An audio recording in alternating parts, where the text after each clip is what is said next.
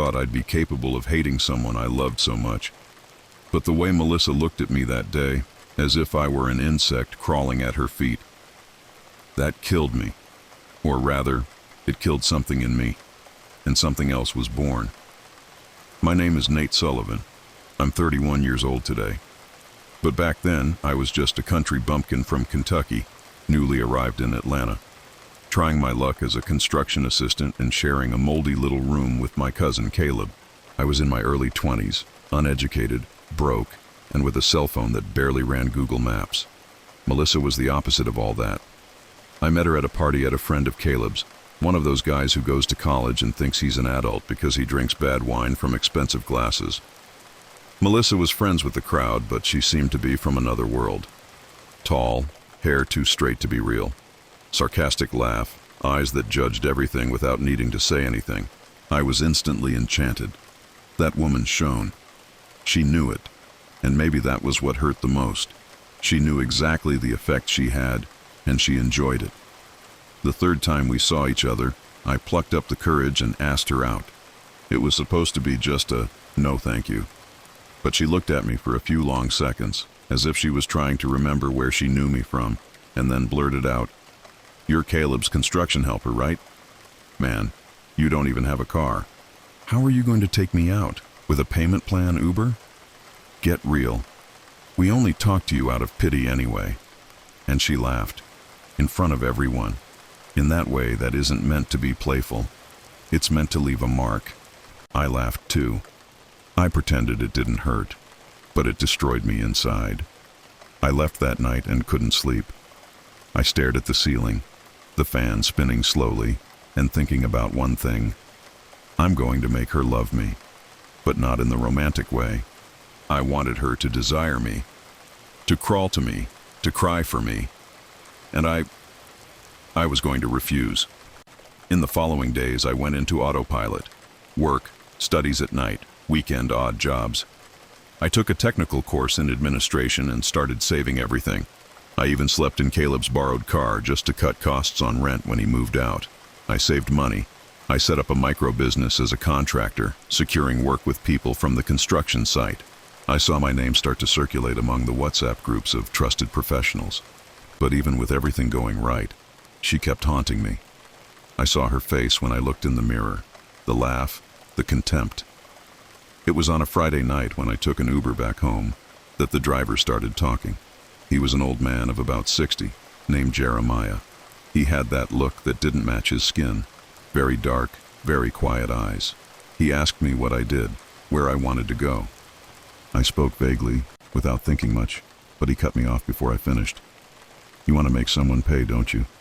You want to see her crawl for you, and you'd do anything to make it happen." I froze. How did he know? Jeremiah smiled.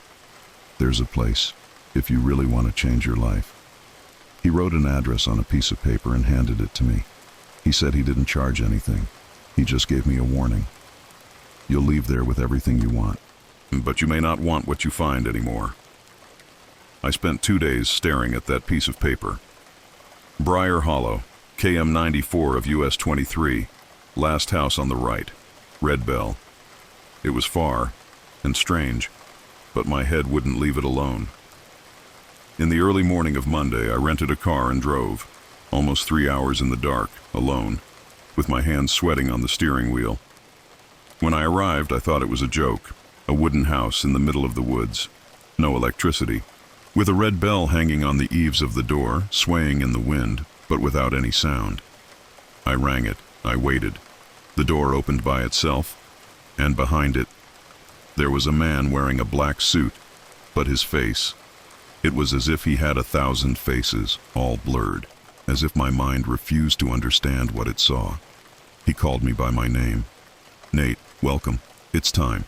His voice wasn't loud, but it entered me like an order, as if I had heard that before. Perhaps in a dream, perhaps before I was born. The man in the black suit led me to a room lit only by candles. The house smelled of wet earth, burnt coal, and something sweet, almost rotten. In the room, there was a circle on the floor made of salt and ash. In the center, a chair. "Sit down, Nate." I obeyed, without asking why. He gave me a mirror, a small oval mirror framed by something that looked like bone. You already know what you want, and now say it with all the words.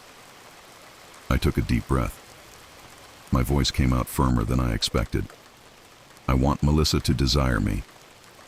I want her to look for me, to fall in love with me. But I want to no longer want it. I want her to feel what I felt. And I want to forget about her. He didn't react. He just nodded. Desire accepted. And then he handed me a rusty razor blade. Now, the blood. I looked at the mirror. My hand was trembling. I cut my thumb and let the blood drip over the circle. The smell of iron spread in the air. The candles flickered, but there was no wind. And that's when I felt it. Something entered the room. Something that had no form, but filled the air like hot smoke. The room darkened, but the candles were still lit. I felt my body float for a second. Then, a whisper, inside my head.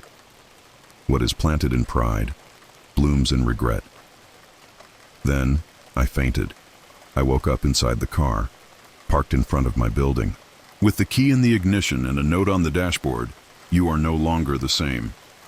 The next day, my phone rang. It was a contract proposal with a large company in Atlanta. They wanted me to take over the renovation of 2 buildings. Salary higher than everything I had ever received combined. I accepted. 2 weeks later, another offer appeared, and another. My name started to circulate. People who previously ignored me now smiled when I passed by. I was called to be interviewed on a local podcast about young entrepreneurs from the South. Everything seemed light, flowing. But it was in the 3rd week that she reappeared. Melissa. It was on a Thursday night. I was at a bar with Caleb and some colleagues from work when she entered. She was wearing a black dress, heavy makeup, and a look different. She saw me. She smiled. She came straight to me. "Nate, you're different. Wow, you're doing well." She greeted me with a hug that lasted longer than it needed to, and then asked if she could call me to go out, to reminisce about the old times. I smiled, and I replied with the phrase I had dreamed of saying for months. "What times, Melissa? We never had anything." She laughed, a little embarrassed, thinking it was charm. But I didn't laugh, not even inside. In the following weeks, she started sending me messages. She called in the middle of the night. She commented on my photos. She began to frequent the places where I went. Once she left a note on my car's windshield. "I thought you were just another guy." I was wrong. But what scared me is that I felt nothing. Not anger, not desire, not pleasure. Just a strange emptiness, as if all that was a script already read before. But the price began to appear. The first thing was insomnia. I woke up every day at 3:33 in the morning, sweating cold, with a feeling that someone was standing in the corner of the room. I never saw the face, but I smelled the smell. The same smell as the house. Wet earth, iron, and something sweet, like overripe fruit. Then came the whispers, in the water of the shower, in the fan, in the sound of the microwave. "She is already yours. But who are you now?" She bled inside. One night I arrived home and found a bouquet of roses at the door of my apartment. No note. And when I went to pick it up, I saw that the petals were sewn with human hair. I fainted right there, in the hallway. Caleb found me the next day, lying on the floor. He said my nose was bleeding, and that I repeated a phrase in a low voice. I didn't want everything. I just wanted her to see me. The following week, I received a message from Melissa. It said, "I feel sick. I can't eat. I can't sleep. I only think about you. It's like a curse." "Did you do something, Nate?" I deleted the message, and I started to cry. Because for the first time, I realized that yes, it was a curse. But maybe not just for her. Maybe for me too. From the 4th week on, everything changed. Melissa stopped sending messages. She stopped liking my photos. She disappeared from social media, and for a moment, I thought she had moved on, that maybe the spell had been broken. But then came the disappearance for real. I found out through her mother, who showed up one day at my construction site, out of nowhere, crying. "Have you seen Melissa, Nate? She hasn't come home for 2 days. The police don't do anything. I don't know where to look anymore." It froze my blood. I said no, that I didn't know anything. But I lied, because that early morning, I dreamed about her. I dreamed about Melissa, trapped inside my wall. Yes, the wall of my living room, in the fetal position, eyes open, unblinking, as if someone had planted her there. I woke up screaming, and the walls of the room were sweaty, dripping, as if they were breathing, and in the corner, right in the corner, a handprint from the inside out. The following days were a blur. I started to hear things, see shadows, receive gifts that no one said they had sent. Once, I received a black box, without a sender. Inside, there was a necklace that Melissa wore every day. Only the necklace was wet and covered in mud. The bottom of the box had a note, written in crooked handwriting. "She still wants you. But now, she doesn't need to want it anymore." On Friday of that week, Caleb called me to have a drink. He said I was acting strange, that I was losing weight, that my apartment smelled like a wet cemetery. I laughed unwillingly. I said it was stress. He stared at me seriously. "You screwed up, didn't you, Nate?" I was silent, and in that silence, I heard the voice in my head again. "He will see. Everyone will see. What you plant in desire, you reap in delirium." The following week, the police found Melissa, alive, but not well. She was in the basement of a reclusive lady's house, known in the city for being kind of eccentric. The old woman swore that the girl fell from the sky in her backyard. She said that Melissa appeared out of nowhere, in the middle of the morning, naked and wet with earth, with eyes that didn't blink. The coroner didn't understand anything. There were no signs of violence, but Melissa's uterus was dilated, as if she had given birth, or as if something had come out of her, without being born. After that, she was admitted to a psychiatric hospital in the region. They diagnosed her with acute post-traumatic psychosis. But the nurses began to complain about one thing. Every time she dreamed, someone in the hospital got sick. One nurse had seizures on the night shift. A technician fell off the ladder. And another patient, who shared a room with Melissa, cut her own hair and wrote with blood on the wall, "He was born, and he is made of rejected love." And I felt everything. The smell, the beats, the words echoing in my head. I started to dream about him. A boy with very white skin, with eyes too black, and a mouth always open, always smiling. "Dad," he said, "call me, let me out. I'm still inside someone, but I want to live in you." On one of those early mornings, I woke up to the sound of my own name being whispered in my ear. But the voice wasn't human. It was muffled, wet, as if it came from inside a bag. I went to the bathroom mirror, and I saw, behind me, fast, but it was there, the boy, smiling, with his arms open, and something wrapped around his neck, like a necklace made of baby teeth. I went to the witch's house. Yes, that same one. I knocked, I cried, I begged. "I want to undo it, for God's sake. I didn't know it was going to be like this." He just looked at me, with pity.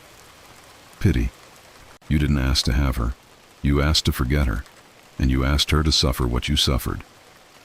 You planted everything wrong, Nate, and now the seed has borne fruit. But it's not love. It's something else. It's hunger." On the way back home, I heard footsteps behind me. Not fast, small steps, tiny, of a child. I arrived at the door of my apartment, and it was already open. In the middle of the room, a thing on the floor, a children's drawing, made with red pencil.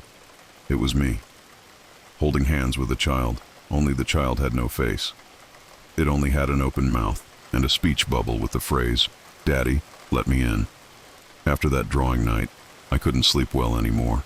Every time I closed my eyes, I felt the weight of someone lying on my chest. But it wasn't people. It was light, almost hollow, as if it were made of branches. And the voice always came from the wrong side of my ear. "You won't love me, Dad, but you will carry me." Melissa remained hospitalized, now in an isolated room. They said she spoke a language that no one recognized. A nurse said she saw her writing with her finger on the wall, using saliva. "Love, when it is planted wrong, is born rotten." I didn't have the courage to visit, not after everything. But the problem is, he came to visit me. First, it was the smell of wet earth with spoiled milk. Then, the objects in my house began to change places. Sofa out of place. The TV turned on to the wrong channel at 3:33 in the morning. The tap open in the bathroom. And lastly, the drawings. Always them. Children's scribbles appeared glued to the mirror, to the refrigerator, to the doors. Always with the same signature in the corner. "Your son." One early morning, the cell phone rang. No number, only the name. He. "Yes, that's right." "H-E," I answered. Only on the other side, no voice came. A song came. That song that Melissa listened to all the time when I met her. The one from the beginning, her favorite. And in the background of the song, crying. But crying. Happy. I tried to burn the altar that I set up in the room. I tried to tear up the papers of the offering. I threw away the objects from the cavern. But he just laughed. "I'm already in you, Nate. There's no way to get rid of an organ." I went to the hospital to see Melissa. She was awake, but her eyes, completely black, without iris, without emotion. She looked at me. She smiled, and she said, "He's with me, but he's looking for another body. And he likes you, because you were the soil. But you're not enough. He needs more. Do you want him to leave? Then find another love. Someone who wants you. Because he only enters where there is desire." That's when I realized the game. He fed on what I hid the most, the neediness. Every woman who gave me a smile on the street, every flirtation, every innocent pickup.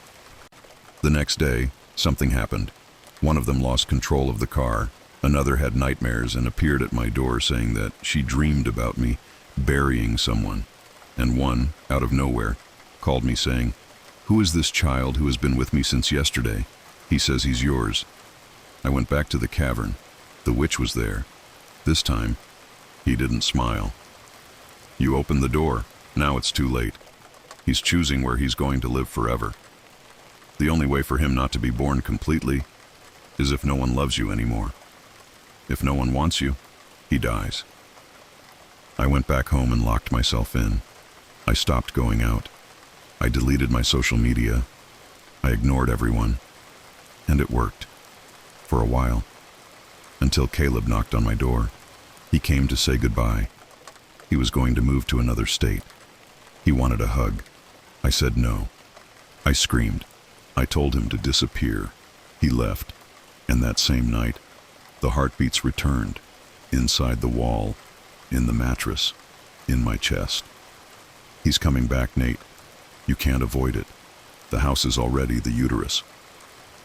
Today marks exactly 9 months since I made the request. The whole house smells of iron. The wall of my room is cracked, with something soft pulsating behind it. And on the floor, there are footprints. Small, wet, like the feet of a child, newly born. Only going inside, not out. Melissa was found dead yesterday. Heart burst, empty uterus. In its place, a nest made of hair and baby teeth, and a crumpled note between the sheets, written in blood. "You forgot to love me, Dad, but I never forgot about you." If you are reading this, know, he can change soil. He can sprout where you least expect it. A rejected desire, an unrequited love, a cursed will to be loved at any cost. And when he is born again, he won't need to ask. He'll just smile. With your teeth. If you find a children's drawing on your pillow, with your name scribbled in red, run, or bury your own heart. because he only grows where there is hope, and hope